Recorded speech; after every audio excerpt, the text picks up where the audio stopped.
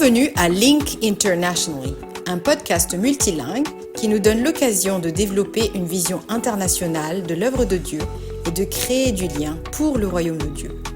Ils étaient plus de 6,9 millions en 2022, un chiffre en constante croissance. Eux, ce sont les étudiants en mobilité internationale.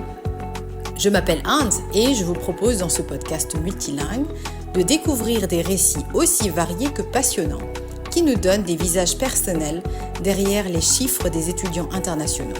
Ces récits nous permettent d'élargir notre perspective de ce que Dieu fait dans le monde à travers ses mobilités étudiantes.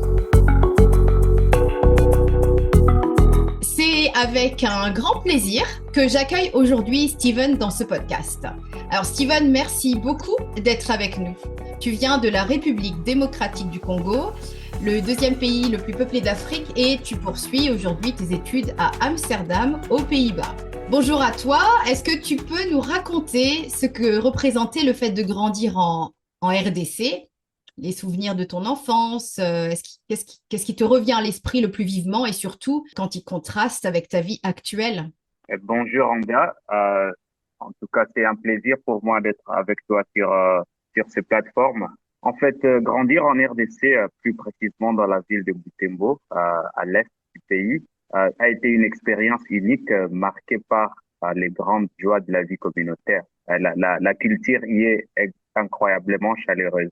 Je me rappelle précisément des fêtes de Noël et de Pâques, la veille de ces célébrations. Tous les enfants du quartier se rassemblent autour d'un feu allumé en soirée. Et c'était des moments où nous on racontait des histoires, on riait ensemble et on parcourait les rues de nos quartiers en chantant des chants d'allégresse. Ouais, je me rappelle bien que dans ma vie, plutôt avec, qui était un peu grande, huit enfants, et ce qui a aussi profondément façonné ma vision du monde. Mes parents accordaient une très grande importance à notre éducation dans la voie du Christ. Chaque jour, disons chaque soir après le dîner, nous, on s'asseyait au pied de mon père pour qu'il puisse nous enseigner la Bible. Et je me rappelle très bien que le matin, ma mère nous réveillait trop tôt et pour nous apprendre des cantiques et pour nous raconter aussi des histoires bibliques. Je me souviens encore aussi des moments que elle venait, elle entrait dans ma chambre, s'asseyait sur les lits vers le bout, retirant la couverture et nous empruntant chacun sur les coups pour qu'on puisse se lever, chanter et écouter des histoires de la Bible avec elle. Alors je revois encore son enthousiasme et son sourire lorsque nous lisait les histoires de Joseph et tout le reste. Alors encore dans une famille comme ça, aller à l'église, ça faisait partie de notre quotidien. Donc, chaque semaine, chaque dimanche, on allait à l'église. C'était une église plutôt de tendance baptiste qui s'appelait Mission évangélique pour les sauvetage. Mais en dehors de ces précieux souvenirs, grandir à Butembo comportait aussi des grands défis, principalement liés à la sécurité qui frappe la région depuis 1997. La mort était devenue encore de plus en plus monnaie courante. Nous étions confrontés à des crimes qui nous introduisaient dans les maisons, en fait, qui s'introduisaient dans nos maisons et parfois les criminels venaient voler et parfois même tuer. Et tout ce que vous entendez, en fait, de la vie à l'est du pays. Je me rappelle très vivement de deux reprises où ils sont venus chez nous jusqu'à à la maison, mais par grâce de Dieu, ils n'ont pas su entrer. À une plus grande échelle, toute la ville était et demeure même aujourd'hui sous des menaces et des évasions de groupes armés. Alors, ces réalités, en fait, ont profondément façonné ma vie. Elles m'ont appris à recevoir chaque journée comme un don de Dieu et à reconnaître le caractère vain d'une vie vécue loin de Dieu et à espérer aussi à la cité qui nous est promise par Dieu pour ceux qui sont en Christ. En fait, cette vie où il n'y a pas de pleurs, il n'y a pas de manque. Ouais. Merci beaucoup, c'est très touchant et inspirant. Qu'est-ce qui t'a conduit, Steven, à quitter ton pays? Puis on dirait, tu vois, vers la fin de mes études secondaires, je suis véritablement venu à la foi et très fortement engagé dans mon église locale. Oui, j'ai développé un profond amour pour la théologie et après avoir demandé conseil à ma famille, aux amis, aux anciens de mon église, autres membres, ouais, en fait, la théologie devenait de plus en plus quelque chose qui occupait mes pensées et qui occupait aussi ma passion. Alors, la question était alors où faire la théologie. La première possibilité pour moi, c'était rester au Congo et faire la théologie à l'université Shalom à Bunia. Là, c'est aussi à l'est du pays. Deuxième option, c'était Moffat Bible College, qui est au Kenya. Alors, ayant effectué toute ma scolarité dans un système francophone, je désirais vivement aussi partir dans un pays anglophone plutôt. Alors, cela rendait de plus en plus Moffat attractif. Alors, mais aussi, au-delà de la langue, je souhaitais aussi quitter le foyer familial. J'étais encore jeune, tu vois, ce désir de quitter la maison pour découvrir un peu d'autonomie. Alors, c'est ainsi qu'en je pense à septembre 2021, à l'âge de 19 ans, j'ai fait le premier pas dans ma formation théologique et j'étais parti m'installer au Kenya. Au Kenya, donc, d'accord. Alors, comment est-ce que tu as vécu ton expérience d'étranger? D'abord au Kenya, puis alors aujourd'hui, tu es aux Pays-Bas, encore plus loin de ton pays. Ouais, en fait, le fait d'être étranger m'a profondément aidé à devenir moins dépendant à mes parents. Ça, c'est une première chose. Mais tu vois, en RDC, je bénéficiais d'une certaine sécurité financière. Et après, Euh, très souvent, quand j'étais en manque de quelque chose, mes parents, mes frères et mes sœurs étaient toujours là pour m'aider. Je peux venir pleurer auprès de ma mère, elle va m'aider très facilement. Mais au Kenya, j'ai pas de parents, j'ai pas de frères, je suis juste là comme un étudiant venant du Congo. Alors cela a continué pendant quelques mois. Je pouvais demander quelque chose de mes parents, mais depuis que j'étais au Kenya, en fait, cette dépendance commençait à disparaître. Je commençais à développer une certaine autonomie. Et puis, être à l'étranger, j'ai compris qu'il me fallait subvenir à mes besoins moi-même, notamment pour les dépenses quotidiennes, comme la nourriture et autres choses. Et je pense à un événement aussi qui a fait partie de mon expérience à l'étranger, c'était que pendant des vacances, d'autres étudiants, les Kenyans, rentraient chez eux à la maison. Mais pour un étranger comme moi, je n'avais nulle part où aller et je voulais pas aussi revenir chez moi à la maison pendant ces temps parce que c'était aussi un peu compliqué. Alors, je devais donc rester sur place et trouver par moi-même de quoi me nourrir, assurer mes besoins, ma sécurité aussi.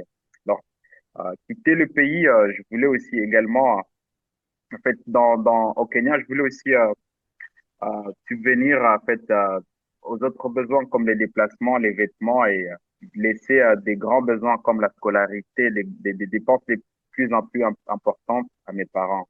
Alors cette situation m'a conduit à accepter, je me rappelle bien des travaux que je n'aurais jamais envisagé dans mon pays. Il y avait des missionnaires autour de nous, comme c'était une école théologique, qui nous proposaient d'entretenir leur terrain, de transporter des bois.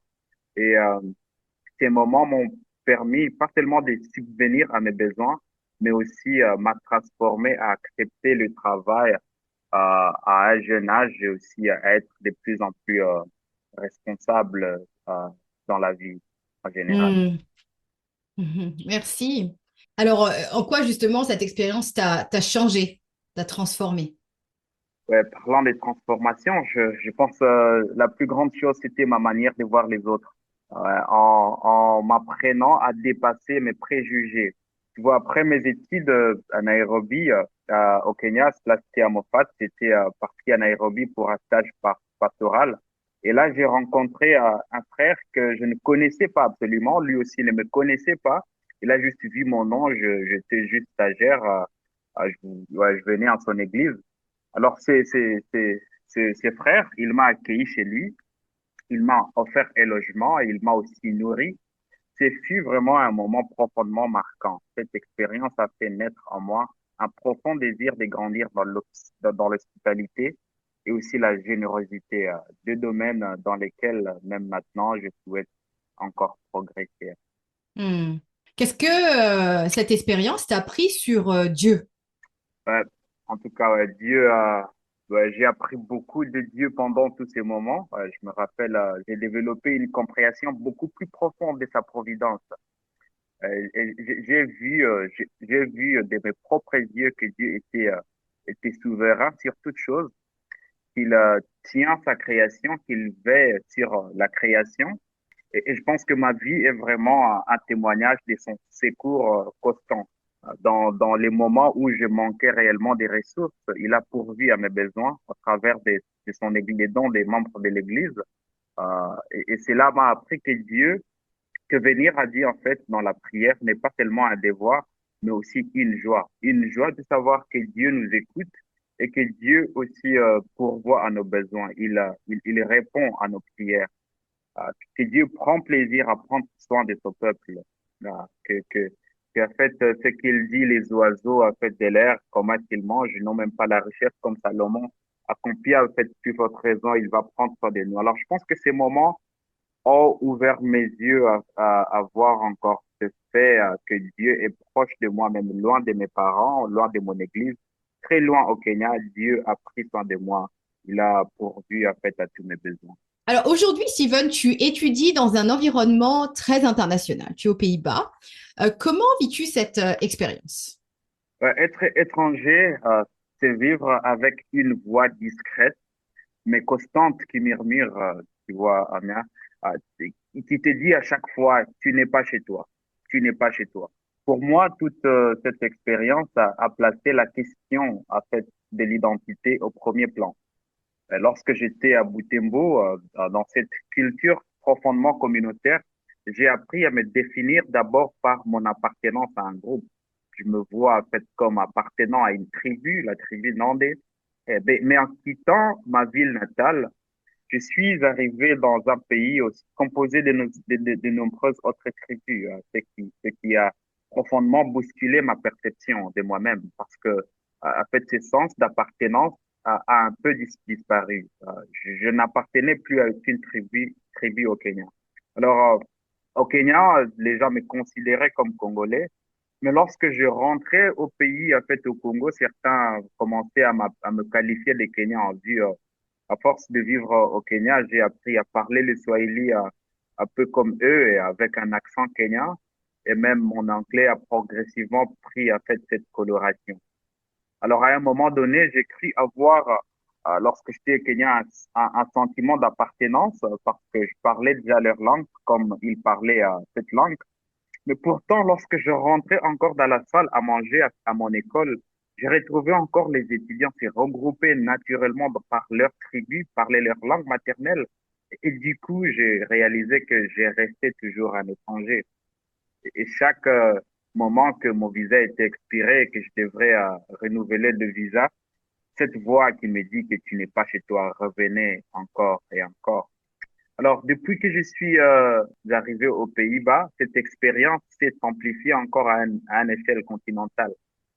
Mes amis ici aux Pays-Bas me qualifient en fait d'Africain. Je sais pas si c'est le Nigeria, le Congo. Pour eux, l'Afrique, c'est l'Afrique. Et mes amis du Congo, parfois, ils m'appellent et ils disent, oh, Européen. Je me dis, je suis pas Européen. À mes amis qui sont ici, je me dis, en fait, parlant d'Afrique, je suis congolais. Alors, tu vois, cette façon de te qualifier par ton origine, en fait, par d'où tu viens. Alors, tout cela m'a aidé à comprendre que mon identité repose sur quelque chose de bien plus grand que ma tribu, que mon pays et même que mon continent, en fait, l'Afrique. Enfin, en fait, je n'ai pas abandonné ma culture communautaire. Nous sommes tous comme humains appelés à vivre ensemble. Mais je commence à ancrer mon identité, en fait, dans l'humanité comme Dieu l'a fait au début. Alors aujourd'hui, je me considère avant tout comme un être humain, au même titre que tous les autres, dans l'ordre de la création, et surtout comme une personne rachetée dont l'identité fondamentale se trouve en Christ et non pas dans mes origines, parce que cela peut varier, changer et basculer notre sens de l'identité lorsqu'on voyage comme ça dans beaucoup de pays. Oui, absolument. Merci beaucoup. Alors, quel regard est-ce que toi tu portes sur l'évangélisation en Afrique et en Europe, puisque tu as vécu dans ces deux contextes, en tout cas Congo, Kenya et puis maintenant Pays-Bas. Quelles sont les différences que tu vois et les similitudes? Je pense que bah, en premier, je dois parler des similitudes parce que il y a quelque chose de commun que nous partageons en fait tous comme êtres humains, que tous les hommes sont pécheurs, rebelles à Dieu, incapables de se sauver eux-mêmes et que nous avons tous besoin d'un sauveur, Jésus-Christ. Alors donc le message de l'évangile est donc exactement le même. Mais en revanche, le contexte présente des difficultés qui sont beaucoup plus particulières et liées aux endroits différents.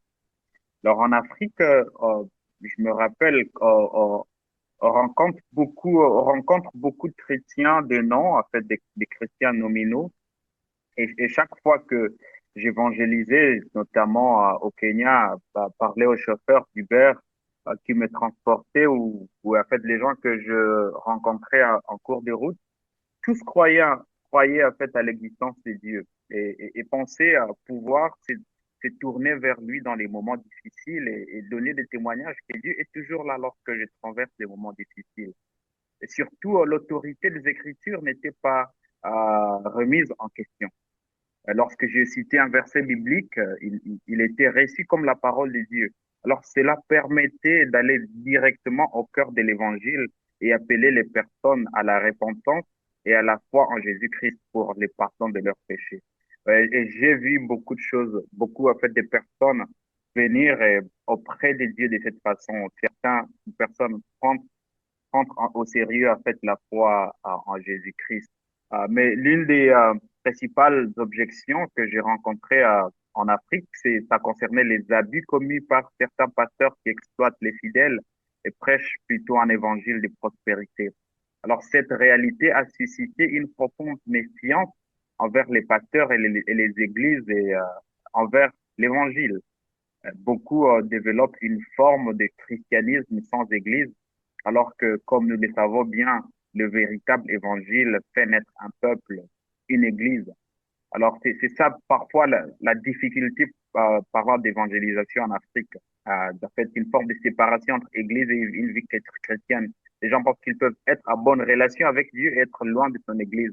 Alors, je pense qu'il y a une réalité de l'évangile qui doit se recouvrir et c'était cet évangile de Christ qui doit ramener en fait les gens ensemble à l'église où les gens vont vivre l'évangile en commun et s'entraider sur cette marche chrétienne. Pour ce qui concerne l'Europe, ouais, ça fait maintenant un an que je suis là. Ouais, je dois avouer que je me suis pas autant investi dans l'évangélisation, mais ouais, Dieu a ouvert quelques portes à fait de partager l'évangile en fait pendant cette année. Alors, toutefois, il m'est arrivé de partager l'évangile avec certaines personnes. En fait, il y a un événement plus récent, c'est la semaine passée.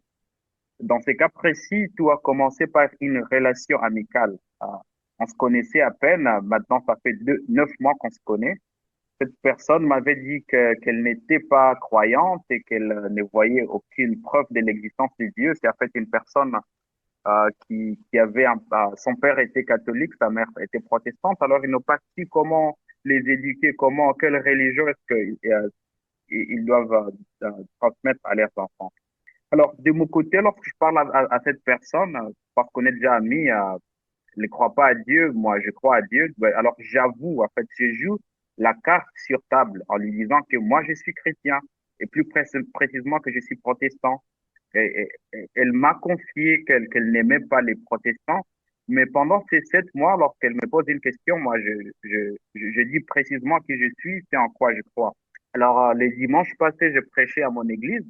On se voit cette semaine, alors la personne me demande de quoi est-ce que tu prêchais? Je dis, boum, l'occasion pour parler de Dieu, l'occasion pour partager l'évangile. Alors, j'ai pris cette occasion pour parler de Christ, parler de nos péchés et parler de comment est-ce que si cette personne mettait son foi en Jésus-Christ, qu'elle va recevoir le pardon et qu'elle sera sauvée. Alors, je vois que avec cette expérience et une autre expérience, pour moi, l'évangélisation devient de plus en plus relationnelle. ici en Europe, je vois il faut être ami, il faut être ami aux gens, il faut qu'ils te connaissent comme une bonne personne et ça établit un plan, euh, une base en fait qui donne l'occasion de partager l'évangile. Alors, cette personne n'a pas accepté en fait Christ après, mais je vois ça comme l'évangélisation. Personne connaît déjà la vérité et je prie encore que Dieu puisse la ramener à croire à ces vérités. Ouais. Un grand merci, Steven, pour tout ce partage. Et c'est vraiment inspirant de voir comment Dieu t'a amené à le découvrir lui de plus en plus au travers de ses expériences dans différents pays, mais aussi de te découvrir toi-même, ton identité en Christ et de faire connaître l'évangile dans différents contextes. Merci beaucoup et que Dieu te bénisse et t'offre encore d'autres occasions de le faire connaître là où tu es. Merci beaucoup, ça a été un plaisir de parler. Merci. Merci d'avoir été avec nous aujourd'hui et si cet épisode vous a touché, partagez-le autour de vous. Une histoire peut toujours résonner chez quelqu'un. Et n'oubliez pas de vous abonner. Un nouvel épisode sort chaque lundi en anglais, français, espagnol ou même portugais, selon la semaine. Et la semaine prochaine, nous sommes sur une semaine en anglais. Merci pour votre écoute et à très vite pour une nouvelle histoire.